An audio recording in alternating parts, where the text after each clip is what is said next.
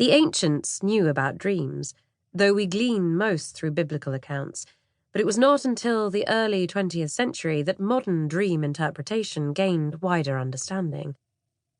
Instead of burning bushes and fiery chariots, now they sound more like alien craft sightings than a prophet's warning.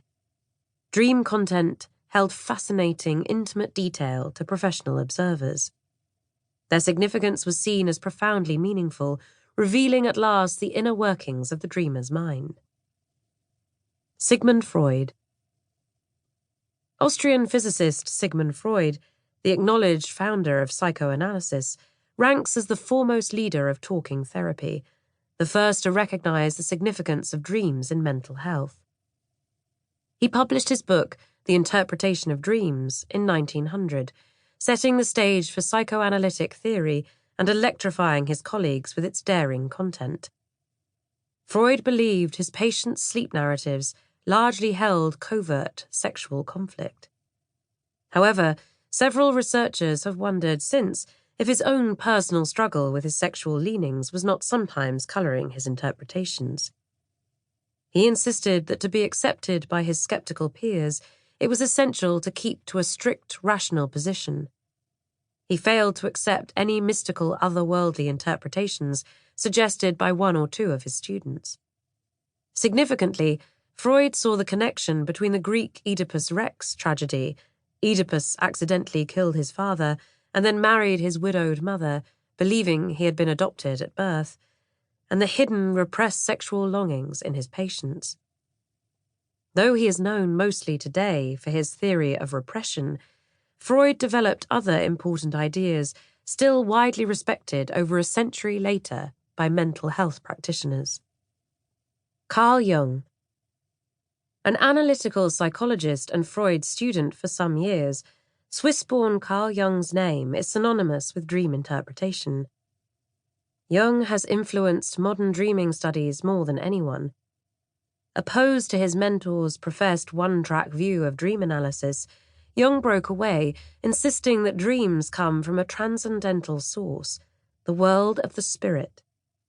He declared they reflect our waking selves and help solve problems, a far more positive take, one which contributed to his philosophy that the human psyche has greater influence than personal experience alone.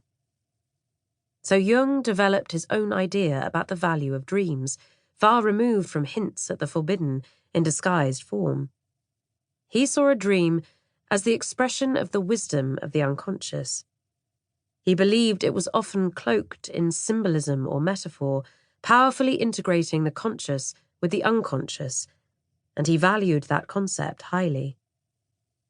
Jung saw dreams as useful indicators to determine the dreamer's journey towards individuation, transforming an unformed person into a unique individual.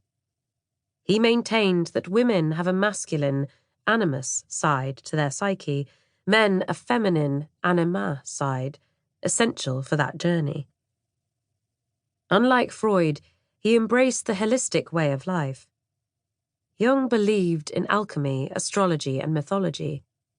He had the courage to embark on self-analysis to the point of confronting his own unconscious world, considered a dangerous exercise. But as a result of enduring a mental breakdown, he emerged with clear ideas about archetypes, complexes, the collective unconscious, and individuation, all of which still influence psychiatric and psychological trainings today. Calvin S. Hall. A younger contemporary of Jung, American-born Calvin Springer Hall approached the world of dreams from a different perspective. A behavioral psychologist, he developed a cognitive theory of dreams in the middle of the last century, rejecting Jung's belief that dream content sometimes comes from higher levels, outside the self. He contended they were only the result of the dreamer's personal thoughts, hopes, fears, and experience. Hall declared that dreams convey the dreamer's conceptions of self, family, friends, and so on, and that they reveal qualities, for example, weak, domineering, or loving, essentially a mirror of the dreamer's own views.